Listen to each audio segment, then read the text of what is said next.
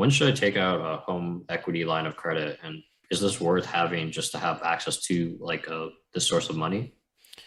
Yeah, this is a really interesting thing. I think a lot of people don't realize how hard it is to get even a refinance on a home done once you're in retirement. Um, and this is just a weird quirk, and I've dealt with this with many, many clients. Once you're in retirement, even though you have all this money, you probably have more money than you've ever had in your whole life, and you have all this equity in your home, and then you go down to try to refinance or get a new home equity credit line, uh, and they'll tell you no because you don't have enough income. Now you can have millions of dollars of assets, but your income should try to keep fairly low. You don't really want a lot of income because you have to pay taxes on it. And so you kind of keep if possible, you try to keep your incomes fairly low to kind of match your lifestyle. And ultimately, from a tax standpoint, the ideal scenario is to have the exact amount of income you need coming through. So you're not paying excess tax. Everything else can go into unrealized gains or tax deferred gains or tax free gains. That's a perfect tax scenario. But the mortgage guys struggle with that.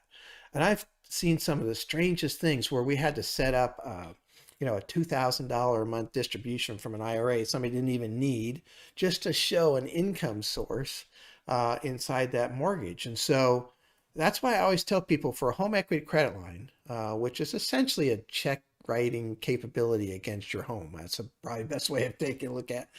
Most of the times the rates are variable and there's all kinds of different programs, but I might take a look at that if you're not retired yet, of getting that set up just before retirement. You don't need to use it. If I had a 50,000 or a $250,000 home equity credit line just sitting there, it'd just be like part of your overall emergency funds. You wouldn't use it first, that's for sure, because it has a cost, and you can't even write off some of that now. But nonetheless, getting that done prior to retirement makes some sense to me, again, if possible. And if you are in retirement, I'd probably still try to go through the process of having something like that set up. Again, it's a great piece of the overall emergency scenario. And just having something there in case it's really needed. Because if you get into that emergency situation, could be a healthcare scenario or whatever, that's not the time to be running around trying to get the home equity credit line. It's awful nice to already have that in place. Most times there's no cost to keep them open or even to set them up. There's a lot of them that are free or very, very low cost. I think that's a great insurance policy personally, just to have just in case.